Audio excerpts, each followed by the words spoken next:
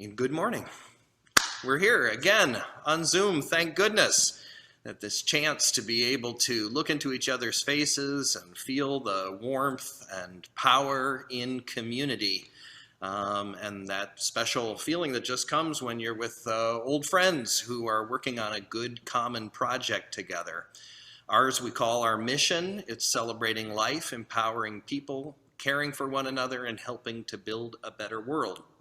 And if you're new to us, just finding us online and want to participate in that, we'd love to have you as a part of our community, particularly when we get up and running again here, which may happen in the not too very distant future. I'm happy to report the Health Advisory Committee and the board are starting to look at what sorts of in-person gatherings may be possible, particularly some sort of large and fun gathering to celebrate our shared ministry together over the last 15 years. Courthouse Square only costs $100 to rent. I'm just saying.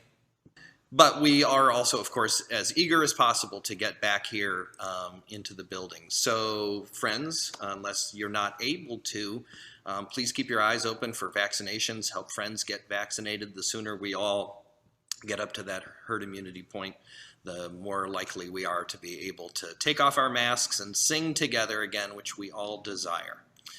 News in the office, we have a new bookkeeper, permanent bookkeeper, replacing our temporary bookkeeper, Bettina. It may feel a little hard to keep track of office staffing these days. That's understandable. Welcome Jeanette Miller, who's a very fine person and a fine bookkeeper and has already settled in gracefully. The process of hiring what we're calling our congregational director, a director of administration, operations, and finance is also underway with the ad going out. So sooner rather than later, hopefully mid-June, we'll get that anchor in the office and be ready for all of these strange and shifting times of reopening and at least getting ready for the end of the pandemic, which is going to be an exciting time and a time that's really going to take the cooperation and energy of every committed member of the congregation. I'm speaking to you folks specifically who've been coming here on Sunday mornings and helping this glue keep together. I know you are deeply committed. So begin thinking, how do I want to get involved? And if you're on a committee that you know is going to need people to join it to get things running again, flower committee, every little thing. Let's get those creative juices flowing. It's going to be an all hands on deck time. And one way to cultivate that energy is go to your neighborhood group the next time it's meeting, won't you? And because sooner or later you're going to be able to see those people in person. Grow those friendships now. So just some ideas for us to keep moving forward during this time. Hope you'll stay around after the service. After a moment or two of good cheer, I'll send people into groups of 5 out to breakout rooms for just about 10 minutes, talk about the service, get reacquainted, come back for a final moment of fellowship. There's more extended fellowship later in the afternoon at 12:30 as Mary Wolf hosts coffee hour. The link for that is on the front page of the website, so get connected. All right, we're ready to turn to worship. Our service today explores and celebrates the fact of change and our endless becoming, and hopefully it will give you some useful tools and perspectives and inspiration for riding the dragon that is our human life. Come, let us worship together.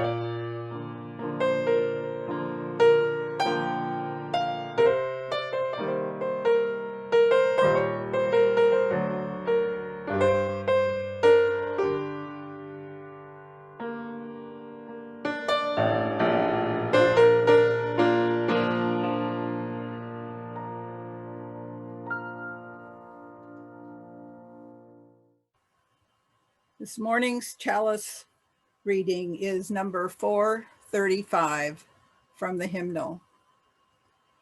We come together this morning to remind one another to rest for a moment on the forming edge of our lives, to resist the headlong tumble into the next moment until we claim for ourselves awareness and gratitude, taking the time to look into one another's faces and see there communion, the reflection of our own eyes. This house of laughter and silence, memory and hope is hallowed by our presence together. Sing out praises for the journey, pilgrims we who carry on, searchers in our souls' deep yearnings, like our forebears in their time. We seek out the Spirit's wholeness in the endless human quest. Look inside your souls, the kindling of the heart fire pilgrims new. Find the Spirit always restless, find it in each mind and heart. Touch and hold that ancient yearning, kindling for a new found truth. Stand we now upon the threshold, facing futures yet unknown. Heart behind us, wayside hostel, built by those who knew wild roads. Guard we ere their sacred embers, carried in our minds and hearts. If you would spotlight Linda and me, Mike, that'd be great. And we're going to share with everyone this antiphonal reading, which means one side reads one part and the other side read the other, but who knows what sides are here on Zoom. You can read whatever you want, including all of it. I'll go first, Linda. To worship is to stand in awe under a heaven of stars, before a flower, a leaf in sunlight, or a grain of sand. To worship is to be silent, receptive, before a tree astir with the wind or the passing shadow of a cloud. To worship is to work with dedication and with skill. It is to pause from work and listen to a strain of music. To worship is to sing with the singing beauty of the earth. It is to listen through a storm to the still, small voice within. Worship is a loneliness seeking communion. It is a thirsty land crying out for rain. Worship is kindred fire within our hearts.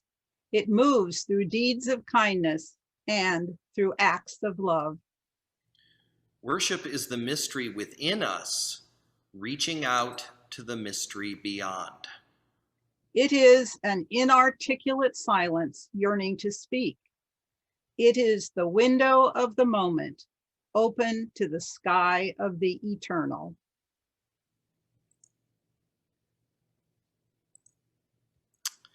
Let's sing our principal songs as the children in our imaginations tumble forth by the hundreds onto the chancel.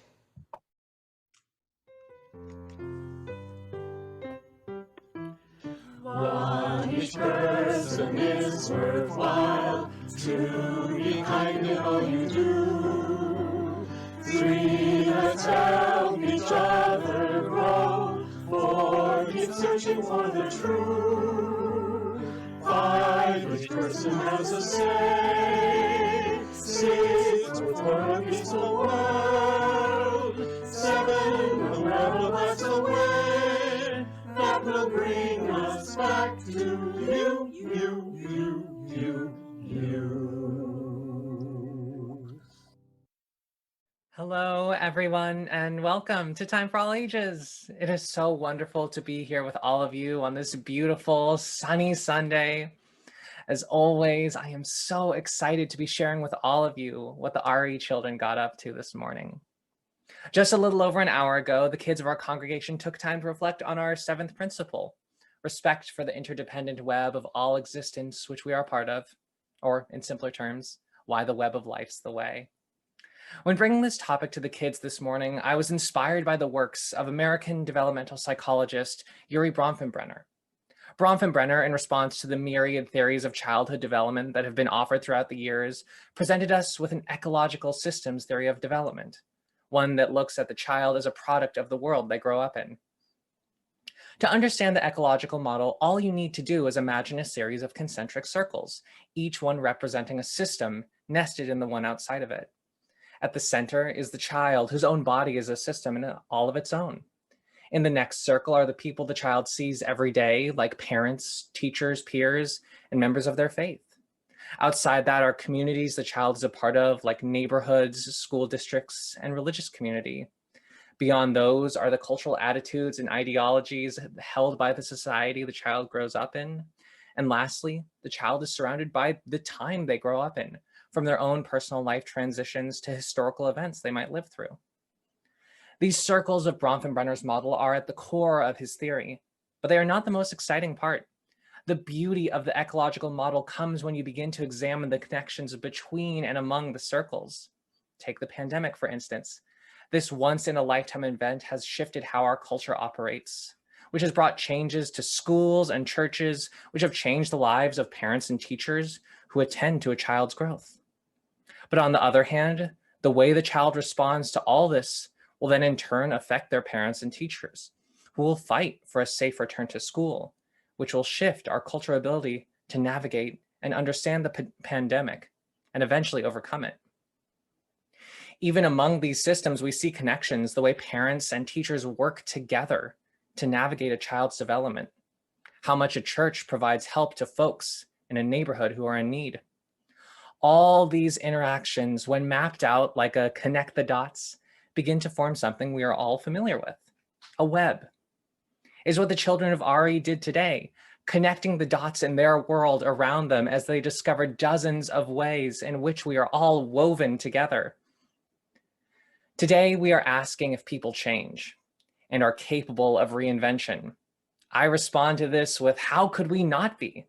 As human beings, we have the privilege of being part of this interconnected web of existence, which not only ties us to one another, but to our very planet itself. When the world and people around us change, so do we. We become products of our environment, and our environment becomes a product of us. And change is the surest sign that we are participants in this world. Now, to really drive this idea of a web home, I would like to share with y'all a story told by our congregation's very own Jan Ogren, who is a lifelong UU and storyteller. Jan shared with the kids this morning a story of their own creation called the UU mascot, which I'll be sharing with you now.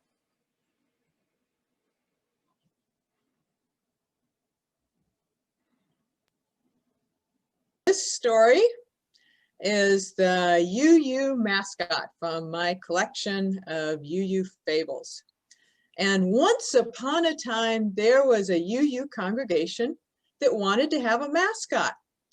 And they thought if they had a mascot, it would help people know who they were and be kind of a cheerleader for them. So like any good UU congregation, they formed a committee to interview different animals. And they met in their boardroom, and the first animal they invited was a dog. Hi, I want to be your mascot. Can I be your mascot? I love everyone.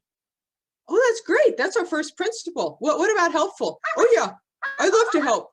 And what about searching for your own truth? Oh, sure. I'll look for any truth. Just tell me. Well, it has to be your truth. Oh, well, just tell me my truth and I'll do it. Yeah. Well, no, you have to really have an individual truth. Oh, well, I don't think that'll work. So the dog went away and they thought, well, what about a cat? Now a cat. Oh, yes, I know exactly what I think. But let me interview you. So, do you allow me to meditate? Because I like to meditate a lot. Oh, yes, that's fine. That's fine. You can meditate. And do you take care of others? Are you kind and generous and support people? Oh, yes, yes. Would you like to do that with us? With you? No, I mean you do it for me. Huh. Well, the cat didn't want that. So they thought, well, maybe a bear. Oh, yeah, I'd love to be your mascot. I've been at some of your marches and taking care of people in social action. Yay! I want to be your mascot. Well, that's great. So do you like others? Oh, yes, I care about others. Oh, yes. And I like doing social action. You seem kind of tired. Well, I just woke up from my long winter nap. Oh, well, we need a mascot who's around all year long. Well, I sleep during the winter. Oh, I don't think that'll work. All right, I'll go back to bed. So then they asked a butterfly. But the butterfly just kept flying around and it wouldn't light and it wasn't too grounded. So that didn't work. And there was one that they thought for a while would work. They had a blue sea serpent. Oh, yes, I'd love to be your mascot. Wouldn't you like to come to the bottom of the ocean and live with me? Oh, well, we actually have to breathe air. Oh, too bad. Oh, so what were they going to do? None of the animals worked out. So they were sitting there pondering when suddenly they heard a voice from above say, I'm your perfect mascot. And they looked up and they were confused because UUs aren't used to hearing voices from above talk to them. But it came again. I'm your perfect mascot. And they looked up and there, coming down from the ceiling, was a big multicolored spider.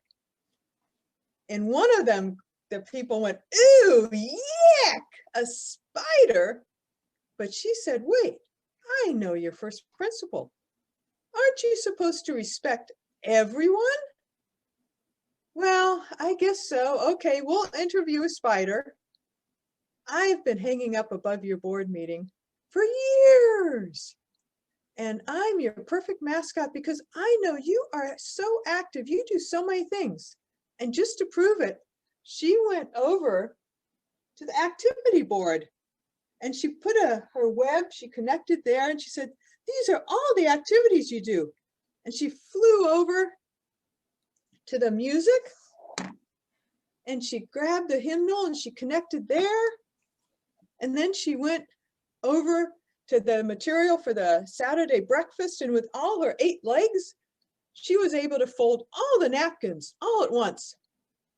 And then she went over to RE with the books and the OWL program, and she connected there and she connected to the Sunday service.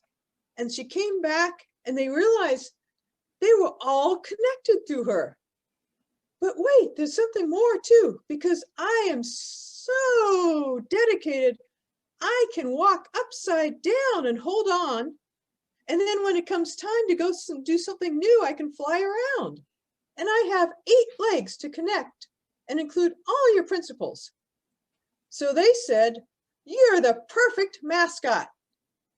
And now if you see a UU who has a multicolored spider on their t-shirt, you'll know that that's a congregation with a spider mascot.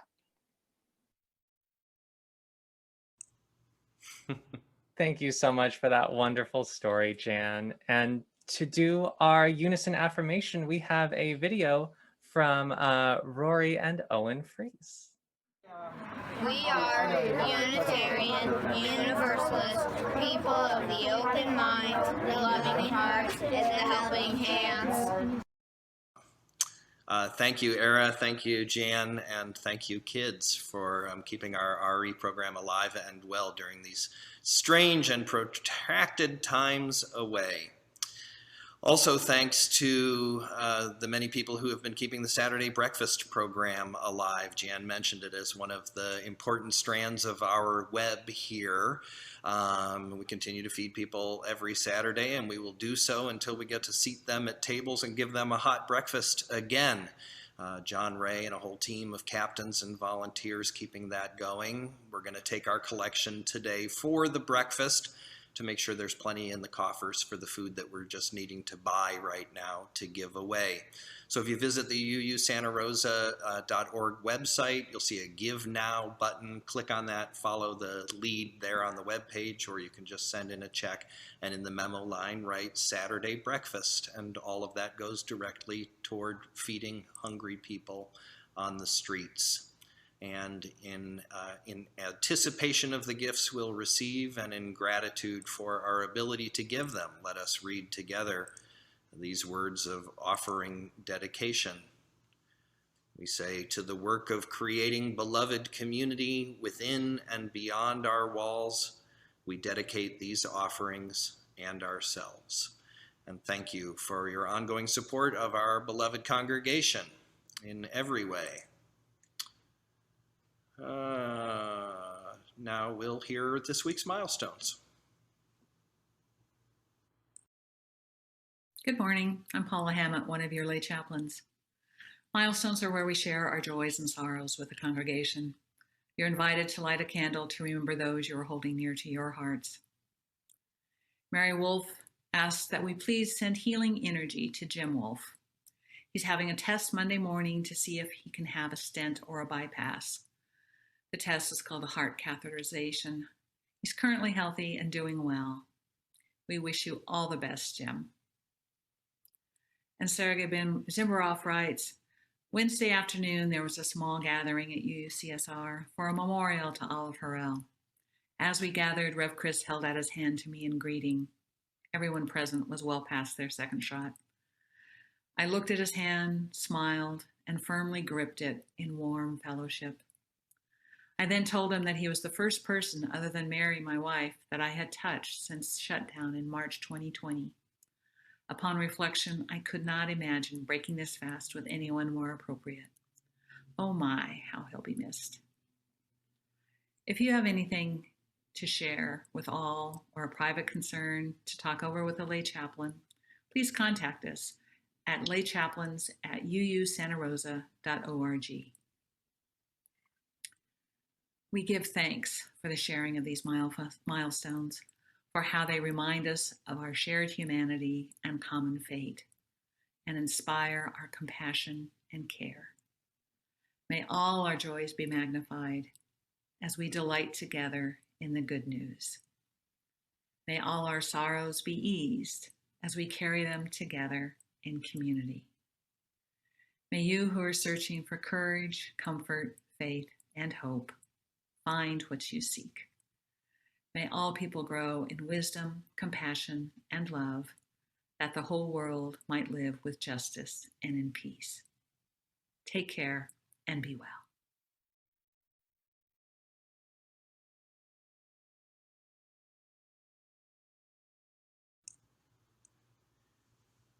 I'm going to invite us into now a time of prayer and meditation. After I say some words of prayer, there'll be a reading to do together to lead us into some silence.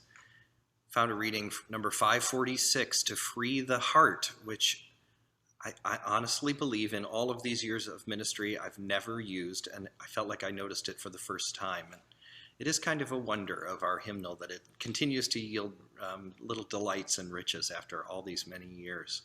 So we'll pray, we'll read together, and then we'll sit in silence together, and we'll come out singing Spirit of Life together.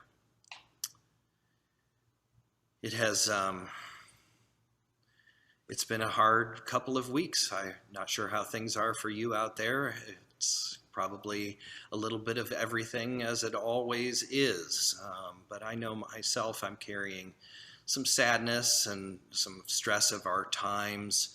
Lost an old friend of the congregation and myself, Vinnie Capone, this week, who many folks had nice remembrances of online, and laid the final remains of Olive Harrell to rest in the memorial garden, as Sergei noted. And both of those people were quite special to me. And just other folks in our community are struggling with some real hardships, challenges at the end of life or with illness. And you know, if you're a responsible human and you want to read the news, then it's the usual in some ways. But I have to say, for myself, between all of the business up in Windsor with Fopoli, and then this guy Matt Gates, anything that involves sexual violence or manipulation is particularly a painful thing for me to know takes place.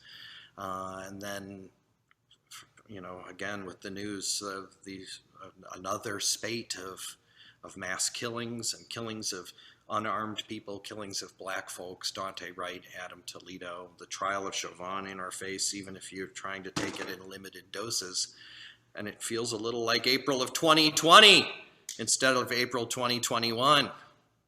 It's a heavy time, and the uncertainty, the weight, not being able to see you all, I think it actually feels a little extra heavier now that it feels like we're almost getting there. So a lot of anxiety, a lot of sorrow about the world, about how things are unfolding, about not being together. And one of the best ways I know of for dealing with that is just to speak these things out loud, as I just did. You just give voice, you name it, you speak from your heart. That's called prayer. And when I do that in the morning or whenever, it's with the assumption that God actually knows all that stuff and doesn't have to have me tell him, her, or it what's wrong with the world, and that he, she, or it is doing everything they can at all times, but is willing to carry some of the burden of the times and will gratefully accept my cooperation in widening the paths of love. And so in that faith that it matters to give voice, we pray for the well-being of all humankind and for the well-being of our planet, rooted in gratitude for the many miraculous blessings that keep us alive. We name the grief and struggle we are feeling right now as our nation continues to fight within itself, as ancient challenges of racism and injustice continue to rear their heads on a daily basis, as we feel more division than togetherness. We lift up our anger and our frustration. We lift up our anxiety and our impatience as we face the uncertainty of these times, and ask in the midst of that to find the still point of awareness, of hope, of open-heartedness and open-mindedness and helping-handedness. We pray for those among us who are facing health challenges and fears and illnesses of various kinds, and for all those around the world who struggle in every way. Let our hearts be forever opened to how hard it is to be a human being, and let us take care of each other in the midst of that difficulty. Also, let us continually turn our hearts toward the good, toward spring, toward renewal, toward transformation, toward the wondrous healing power of love, and may it free our hearts again to be forces of goodness, light, and joy in the world. Amen. And we read together these words from Francis Anderson, Into the Silence. Through dreary, sodden days, the field sponged up the graying skies. And now the sun lies soft as birth again, as if the earth had just begun. And blossoms on the vines designed in spring come out to sing again.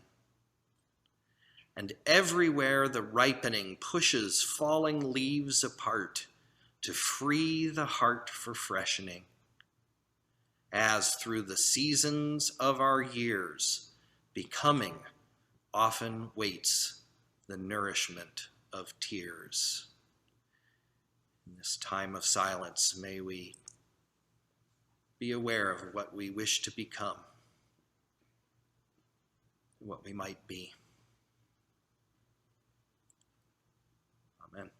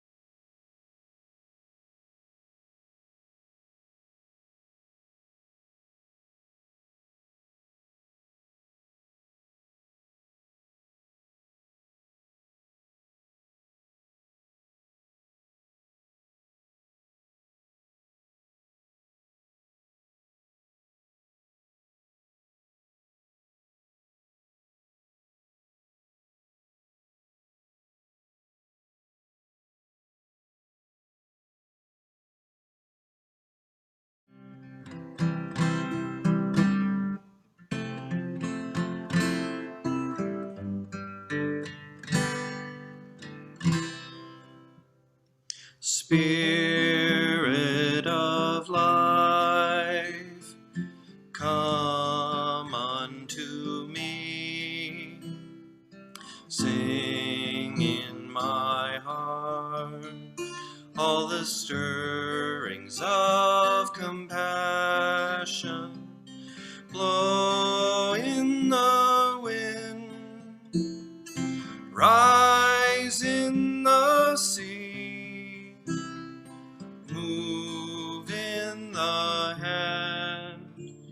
living life, the shape of justice.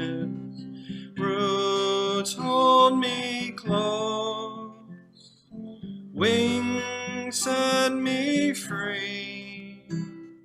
Spirit of life, come to me, come to me.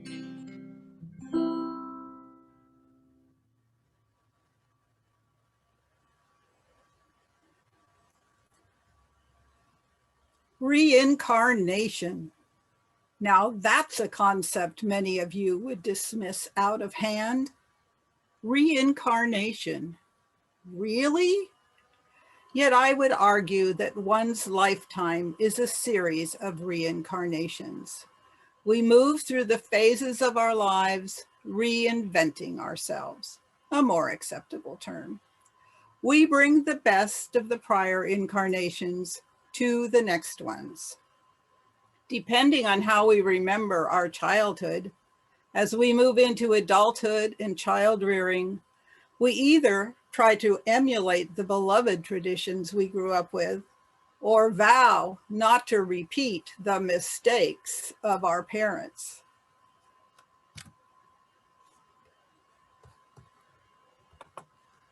Our careers bring increasing competence and satisfaction. And then comes the final phase, retirement. During my working life, I dreamt of retirement. It loomed like a magical island. Stress would disappear. Endless time would open up. Travel, books, gardening, sewing, and quilting.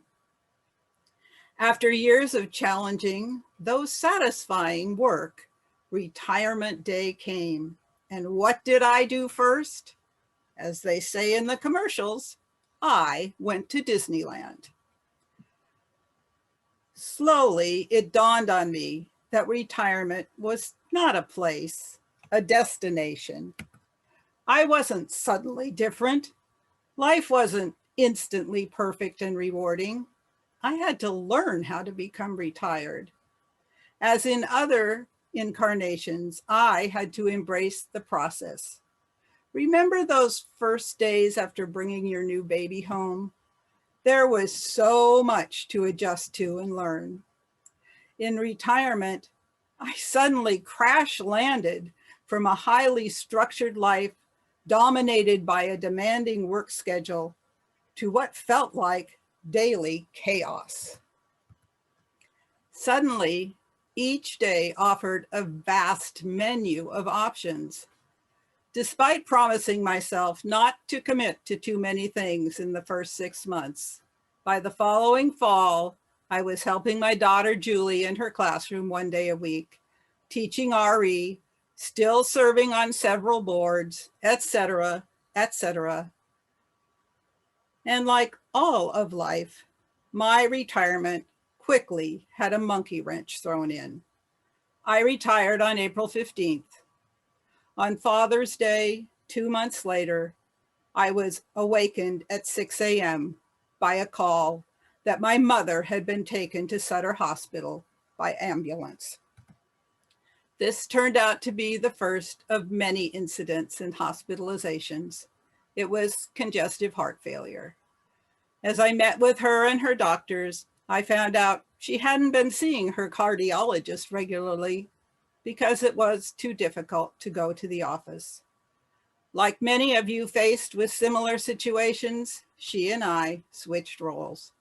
I became the caretaker. I arranged her many doctor appointments and took her to them. I insisted she give up driving, and she was furious about that. We finally worked out a mutually agreeable schedule where I saw her every Wednesday morning. She'd greet me with cookies and tea, and we'd chat.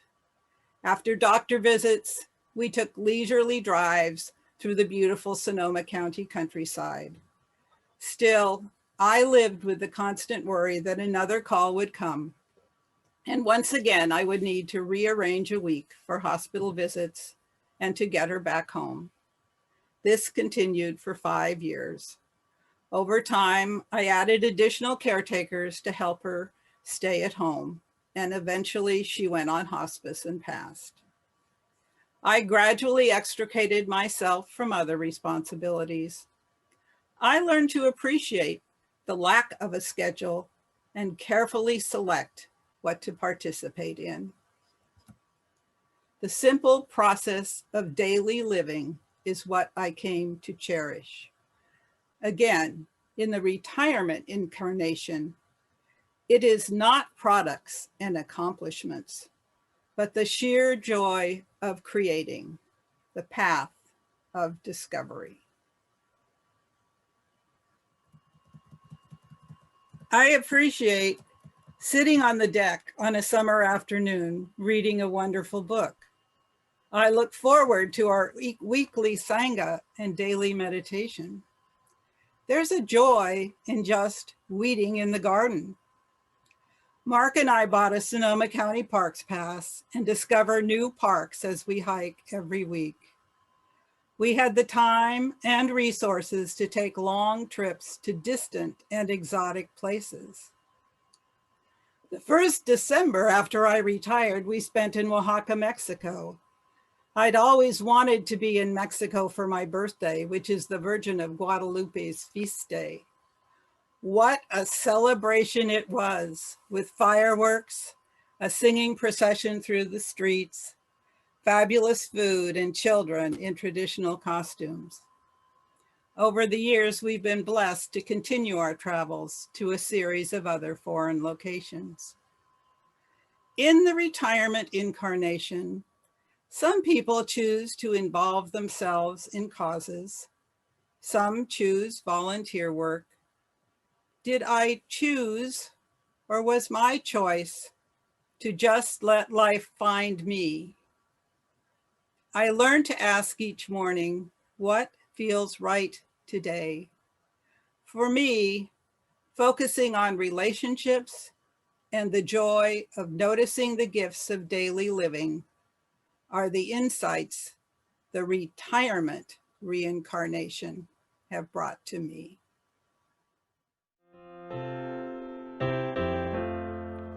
My life goes on in this song of comfort, lamentation. I hear the real form of Him that is a new creation. Through all the tumult and the strife, I hear the music ringing. It sounds an echo in my soul. How can I keep on singing? But love and death surround me, yours. I know that truth is there. When the darkness round me grows, songs in the night it given. No storm can shake my inmost soul, all to the rock I cling. Since love prevails in heaven and earth, how can I keep from singing? When tyrants tremble as they hear the bells of freedom ringing, when friends rejoice both far and near, how can I keep from singing? To praise the sun and dungeon vile, our thoughts to them are ringing. When friends by shame are undefiled, how can I keep from singing? My life goes on in endless song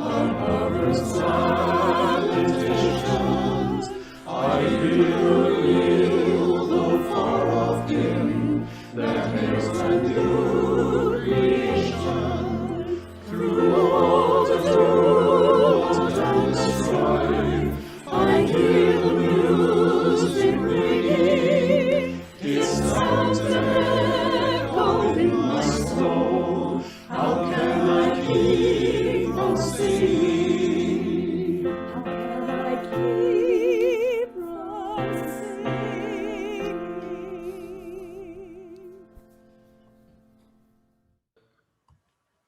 Story that's frequently told in divinity school. I heard it in a few different contexts. I think it's a favorite of UU ministers in training about events at the University of Chicago in 1948. I'm going to just tell you this story. This version comes from a UUA curricula called Toolbox of Faith for kids. It's great for grown-ups too. Anyway, back in 1948, most congregations and houses of worship across the United States, as I'm sure you know, were segregated by the color of their members' skin. And some were segregated by law, others by custom, or by a lack of actively trying to welcome and include all people. And the First Unitarian Society of Chicago was one of these congregations. And in one version of the story, it was actually, segregation was somehow in their bylaws, which is almost hard to believe. And yet something had to happen, apparently, to change the culture of the congregation.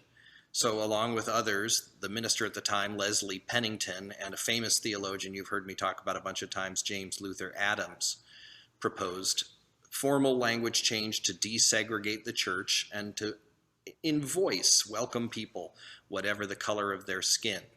They wanted to include, not exclude, and saw it as a way to put their love into action, as the curriculum puts it. Most of the people in the congregation supported, but one member objected, claiming that they were trying to make the practice, the strategy of desegregation into a creed, which at the time was still a very controversial topic. And 1948, anything about skin color and racism was controversial. And this person thought it was imposing some kind of method. What if people don't believe in this? So the conversation went on all night long, as the story tells it. Late until the early hours of the morning, everyone exhausted and frustrated. And finally, James Luther Adams, remembered the old adage, you have 2 ears and 1 mouth so that you'll listen more than you speak. And he asked the person with the strongest objective, what then is the purpose of the church? And everyone, like, zoop, was listening. Everyone wanted to hear the answer to the question. And the person who objected was listening too, it seems. He'd listening to his heart, listening to all these things that the people had said. And then this is the famous punchline. The board member who had opposed opening the church to people of color finally replied, okay, Jim, the purpose of this church is to get a hold of people like me and change them. And the First Unitarian Society of Chicago successfully desegregated it. It was one of the more integrated churches in the denomination now. And it's a great story, right? On the one hand, of course, just this successful move toward a more just and inclusive society, which is wonderful in its own right. But there's something about that setting, imagining a person who kind of all night long has been fighting for something, finally coming to a place where through persuasion, hopefully with love and kindness, and I'm sure strong feelings as well, some set of conditions occurred and he had a change of mind, right? That still feels like a kind of wondrous miracle sometimes in our totally set and divided times, that any person would believe they can and should become something more, something better. And would say that the purpose of a religious community is to facilitate that. And the key is to change it to the good, to change oneself toward the good, toward our own lofty ideals. Not merely change, but change toward the good. Whatever stage of life we find ourselves in, a congregation is meant to be a container within which the inevitable, unavoidable changes of stages of life graduations, child raising, retirement, whatever it might be, that you are with a group of people who are wondering, in the midst of this change, how might I become a better person? And by which I mean really just a more loving, more accepting, gentler, more constructive, more at home, more peaceful and courageous person. Whatever your ideal of living the right and happy human life might be. So, because the change is going to come no matter what. If there is one single fact of life, it is that everything changes. It is that our existence is an embodied process of change. And on the one hand, that's the bad news, because it means our youthful bodies will age and grow ill and eventually die. Our capacities weaken. The fact of change means advances in our society or in our own lives or anything can honestly always be turned back. We live in the midst of great risk. You know, this country actually really could still fall apart. That's, you know, a possibility, because everything's a possibility in the midst of this flow of change. But the good news, of course, of this just irresistible, undeniable fact of the flow of change is that transformation is always possible. That just on the other side, you know, through heart opening, through activity, through shared life together, not only ourselves as we deal with whatever life is buffeting with us, but the congregation, the world around us, can never fully give up hope. There's always the possibility of becoming something new, something fresh, like that poem said.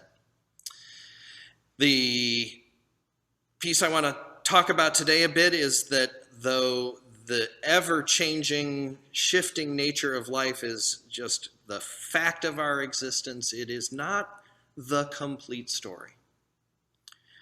We do have in the midst of our lives, as we move from infants until our very last breath, a quality that is not becoming, but that is just simply being, right? That is the part that we would call us, that knows a thing called I, can remember his 5th birthday party and riding the bikes in the backyard there. And that thing has gone through every life change that this body-mind system has ever endured and is still right here, fundamentally unharmed by those things and able to be present with what comes next. And this is just what our lives are, I think, but it's also like one of the main things that religion and philosophy have looked at over the course of history. It's like, what do we make of this life in that everything is constantly changing, and yet the thing itself endures, and some sense of our consciousness endures through it all. Plato, the Tao Te Ching, Buddhism are all about this wondrous dance of existence, and that is in our own minds and bodies too, between the witness and the ups and the downs and the all arounds. We can cultivate, can discover a still point in the midst of that. And the first image, naturally, many of you would go to it too, that I was thinking of for the becoming part of life with, illness and retirement and wealth and ups and downs and everything, is you would think a roller coaster, but that's not it exactly. You really have no control over a roller coaster. Once the ride's going, you just better hang on. But this is more like, the becoming of our lives is more like a dragon. It's more like a wild beast that we're riding. And this actually is an ancient Buddhist and Taoist image for the energy of life, the change power of life, turmoil and sexual energy and creativity is all captured in a dragon. And we are riding that dragon. And every now and then in our lives, we can kind of pull it in different directions. We do have some control over our lives. We can seize opportunities. We can pause. We can let the dragon speak to us. There's an art to riding it. And that art is bringing together the still point and the change, so that they're actually one thing, so that as we go up and down and face serious illness or think about what to do with retirement, we're bringing that part of ourselves, that sacred, loving, open-hearted, can take whatever is part of ourselves into the midst of everything. That's the idea, at least. It's hard sometimes. Mine right now, looking into the future where there are enormous unknowns. I realize sometimes riding the dragon is actually completely letting go and being willing to be flung into the stratosphere to figure out what comes next. But I believe, of course, that dragon will always catch us on the bottom and keeping us going. Change is going to come no matter what, right up until we hit the end of the line. But if we cultivate an awareness of reflection, acceptance, openness, and love, then we can learn from and grow from and become new and fresh things no matter what life brings to us. And I hope that is helpful to you. Thank you. Let's hear a song. 1, 2, 3.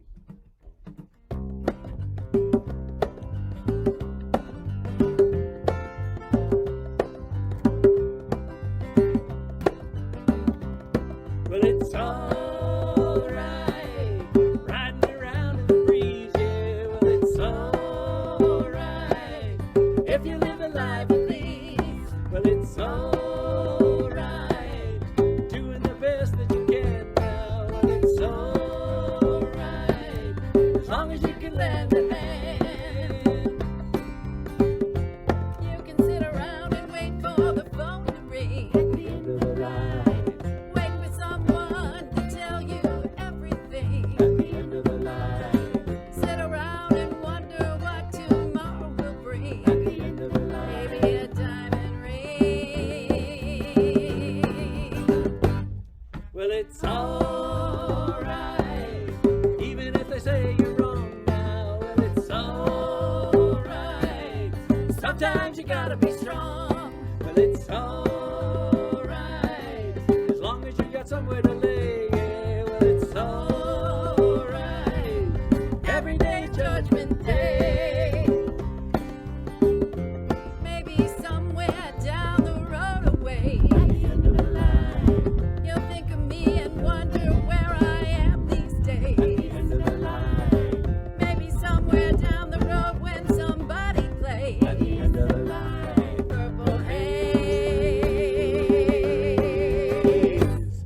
Well, it's all right, even when push comes to shove now. Well, it's all right, if you got someone to love. Well, it's all right, everything will work out fine now. Well, it's all right, we're going to the end of the line. Don't have to be ashamed of the car I drive. At the end of the line, Just glad to be here, happy to be alive. at the end of the line, It don't matter if you're by my at the side. end of the line, I'm satisfied. well, it's all right, even if you're old and gray now. Well, it's all right, still got something to say. Well, it's all right, remember to live and let live, yeah. Well, it's all right, the best you can do is forgive. Well, it's all right, riding around in the breeze, yeah. Well, it's all right, if you live the life you please. Well, it's all right, even if the sun don't shine now. Well, it's all right, we're going to the end of the line. Well, it's all right, even if the sun don't shine now. Well, it's all right, we're going to the end of the line. We're going to the end of the line. We're going to the end of the line.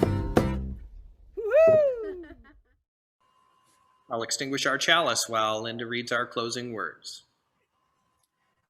Closing words are by Eric Williams. Blessed is the path on which you travel.